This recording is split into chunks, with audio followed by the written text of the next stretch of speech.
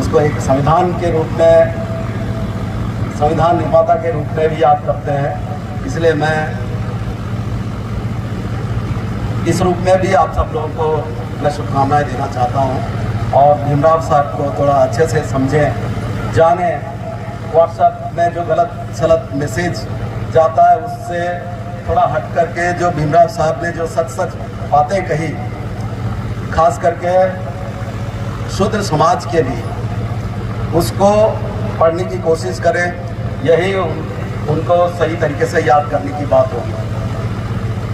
दरअसल हम लोग अम्बेडकर साहब की बात जब जहन में आता है, याद करते हैं, तो बस दिमाग में आ जाता है कि नहीं, उन्होंने संविधान बनाया, संविधान लिखा। दरअसल भीमराव साहब केवल संविधान ही नहीं लिखे, उन्होंने कई किताबें लिखी और संविधान लिखने के लिए उनको बहुत मेहनत करनी पड़ी, बहुत मेहनत करनी पड़ी। संविधान सभा में अनेक सदस्य थे हर समुदाय से, लेकिन मौखिक तमाम तरह के उनके पास प्रस्ताव आए, उन सबका संकलन करना, संपादित करना और तमाम सुझावों को, प्रस्तावों को जो देश दुनिया में जो उन दिनों कानून थे उसके संदर्भ में उनको लेना और भारतीय संविधान का उस तरीके से निर्माण करना, ये कोई मामूली बात नहीं था। जब तक भारतीय समाज का पूरा अध्ययन ना हो और दुनिया के सारे कानूनों का अध्ययन ना हो, तमाम दर्शनों का अध्ययन ना हो, तो इतना बड़ा संविधान इस तरीके से लिखना ये संभव नहीं था। ये केवल भीमराव साहब ही ऐसा कर सकते थे, इसलिए ये काम उनको सौंपा गया। सच ये है कि भीमराव साहब को ये काम सौंपने के पीछे भी यही कारण है कि उन दिनों आज़ादी के जितने महान महान लोग थे, चाहे नेहरू हो, मौलाना आज़ाद हो, तमाम लोग, तब तो गांधी जी भी थे, सब लोगों ने कहा कि नहीं, इसके लिए उपयुक्त आदमी केवल अम्बेडकर साहब ही है, उन्हीं को ये जिम्मेदारी सौंप देनी चाहिए।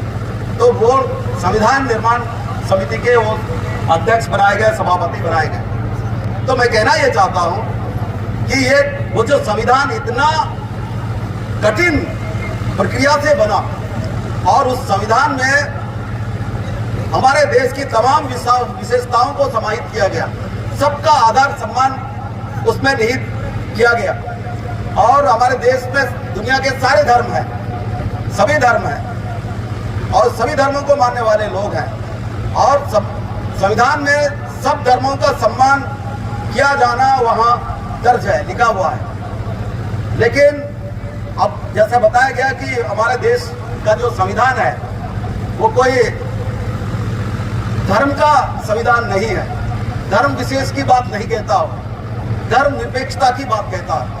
धर्म निरपेक्षता का मतलब क्या? धर्म निरपेक्षता का मतलब यह है कि हम सब धर्मों का सम्मान करें। हमारा देश किसी धर्म के हिसाब से नहीं चलेगा, हमारा देश की शासन व्यवस्था कोई धर्म के आधार पर नहीं होगा, यह स्पष्ट रूप से संविधान में है। लेकिन ये बात कहना पड़ेगा कि पिछले ये तमाम त्योहारों के सीजन में हमारे देश के कई हिस्सों में दंगे हुए और हमारे प्रदेश भी उस चपेट में आया, कई जगह मरे भी, मार डाले गए और वो आज सुकमा में भी आया। यहां विवाद हुआ हिंदू राष्ट्र के बैनर के सवाल को लेकर। सवाल यह है कि क्या हिंदू राष्ट्र है क्या हमारा देश? क्या हिंदू राष्ट्र बनाया जा सकता है क्या? सवाल है।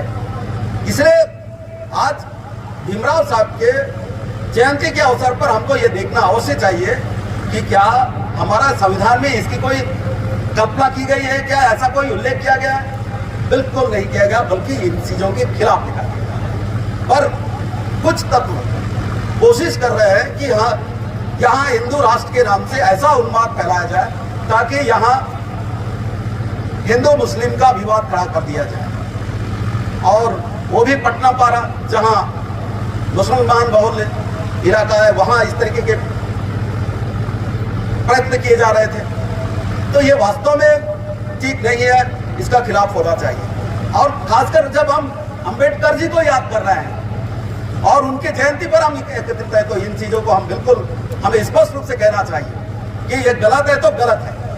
और अंबेडकर साहब तो यही तो सिखाए हम सबको कि जो सच है वो हम उस सच को हम बोले, जनता को बोले, देश को बोले, आवाम को इस बारे में आगाह करें। तो कहना यह है कि भीमराव साहब ने तो बहुत सारी घटनाएं, पर मैं एक चीज अवश्य कहना चाहता हूं कि अब समाज के नाम, समाज की तरफ से आयोजित है, उपस्थिति कम है, सब लोग इसको लेकर चिंता जाहिर कर रहे हैं, वो सब ठीक है, जितने लोग सुन रहे हैं वही काफी है। पर मैं ये अवश्य कहना चाहूंगा कि भीमराव साहब जैसा संविधान बनाना चाहते थे ऐसा संविधान नहीं बना। बहुत जो संविधान में लिखा है वो तो सब पढ़ रहे हैं, लेकिन जो संविधान में किताबों में है वो बात, लेकिन बहुत कम लोग इस बात को जानकारी रखते हैं। इसलिए मैं उस बात का उल्लेख कर देना चाहता हूं, क्योंकि उसका शिकार अंततः भीमराव साहब ही हुए। तो भीमराव साहब संविधान के भीतर जो भी थोड़ा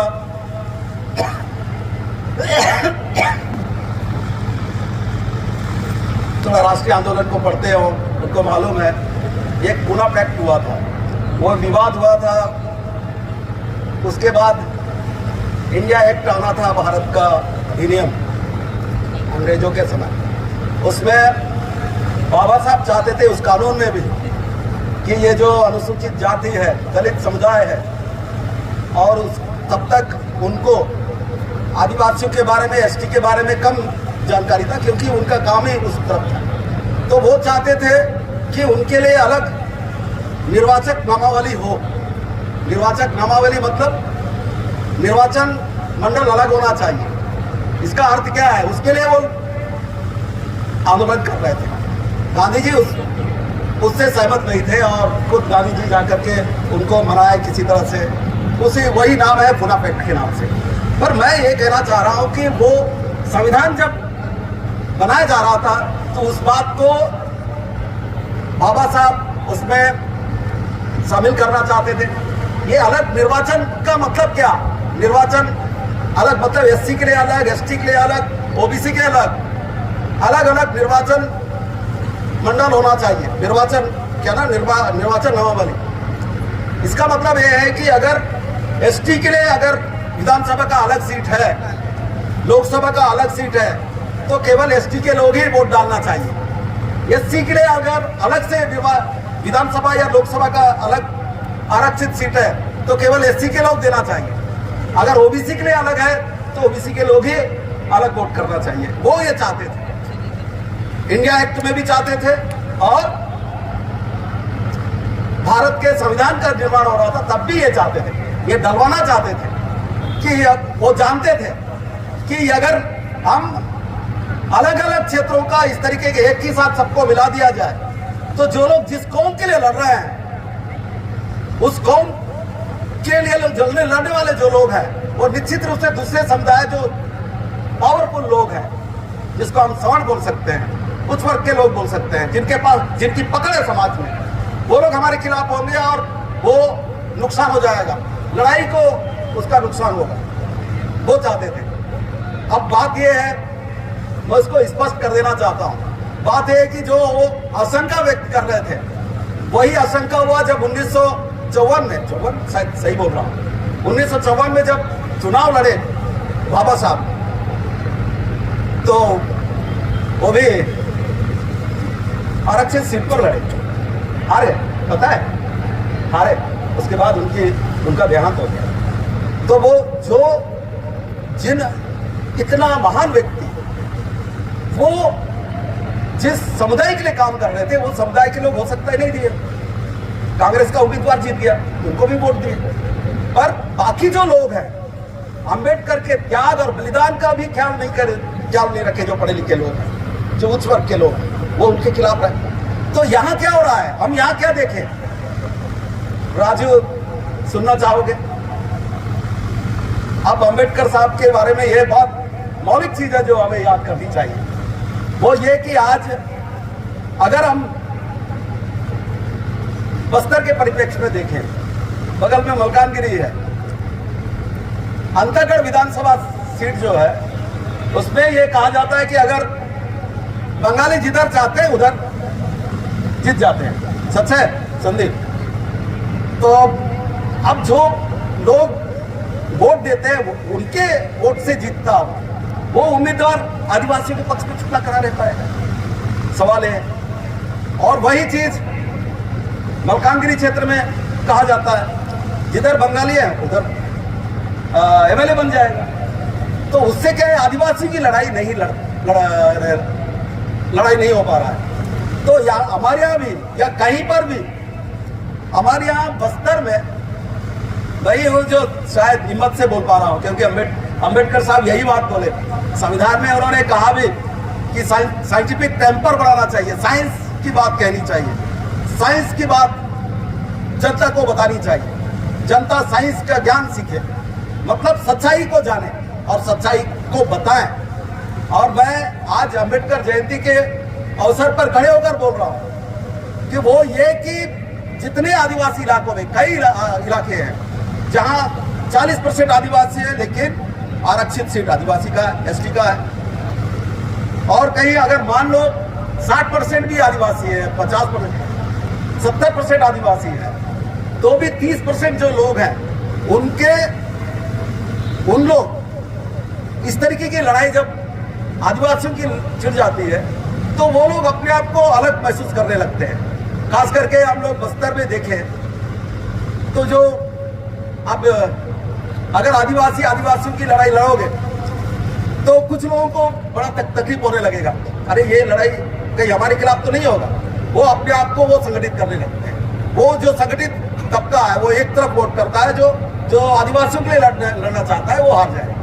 और वो चीज को भीमराव साहब पहले ही देख चुके थे, समझ चुके थे कि ये स्थिति आएगी और जिस समुदाय के लोग जिस सीट से चुन के जाएंगे वो उनके लिए काम नहीं करेंगे, वो जो उनको चुनेंगे उनके लिए काम करेंगे जो दूसरे लोग हैं। ये इस बात को जानते थे, इसलिए हमारे यहाँ ये अफवाद नहीं है आदिवासी इलाकों में। क्यों सॉरी सर, अफवाद नहीं है, ये हो रहा है, बिल्कुल हो रहा है।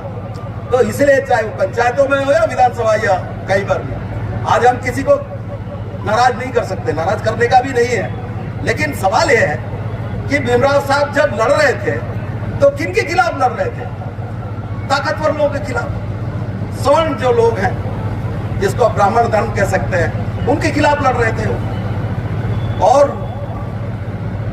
वो जानते थे कि ये लोग मेरे को मौका आने से नहीं छोड़ेंगे, नहीं छोड़े। जब वक्त आया चुनाव का तो हरा दिए, ये एक सच्चाई है।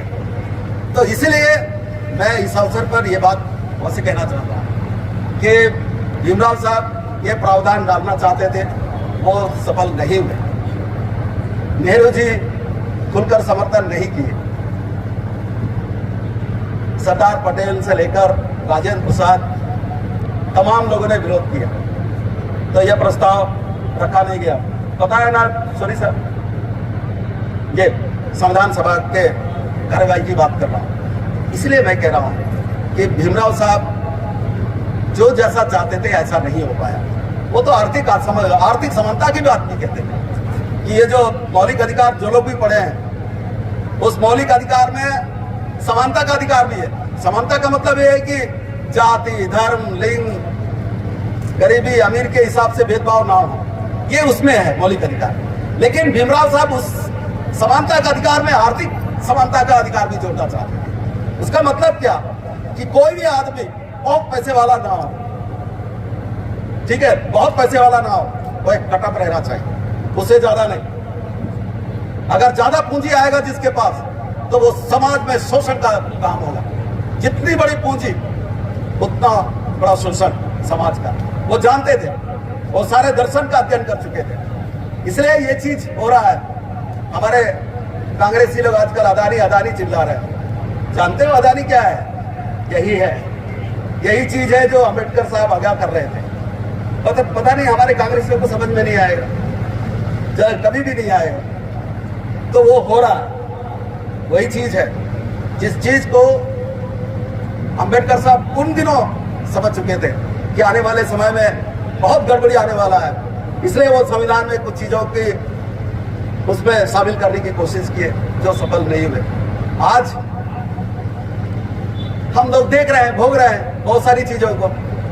अगर वही चीज होता और अंबेडकर की बहुत सारी चीजें अगर उसमें शामिल होता तो आदिवासी इलाकों में ये जो बड़े बड़े कंपनियां आ रही है ना बेलगाम तरीके से, जिसके खिलाफ संघर्ष है, जल जंगल जमीन की लड़ाई तो वहीं से शुरू हुई है इन्हीं सब कारणों से, तो वो भी नहीं हो पाता। पर मैं इस अवसर पर यही कहना चाहता हूं कि हम सब लोग धर्म की किताबों की बजाय हमको संविधान पढ़ना चाहिए, हमारे लिए बने कानूनों को पढ़ना चाहिए। और बहुत सारे किताब अंबेडकर साहब ने धर्म पर भी लिखा, उस किताबों को पढ़ेंगे तो आपका क्या नाम दिमाग फिर जाएगा। तो वो किताबें पढ़ें, बहुत सारे व्हाट्सएप पे क्या क्या आता है वो किताबें पढ़ाएं। अगर आप लोगों को लगता है कि वो किताबें मंगाना है तो हम मंगवा देंगे, पर पैसा लगेगा, आप लोग मेरे को दे देना। तो बस यही कहना चाहेंगे कि भीमराव साहब अक्सर बोलते थे कि पढ़ते रहना चाहिए, नहीं पढ़ोगे तो आप नहीं समझोगे तो लड़ोगे क्या, जानोगे क्या, लड़ोगे क्या, इसलिए पढ़ते रहने की बात उन्होंने कहा। तो भीमराव साहब की किताबें पढ़ें। इस बीच में तो मैं उनके जयंती के अवसर पर यही बोलना चाहता हूं। बस इन्हीं शब्दों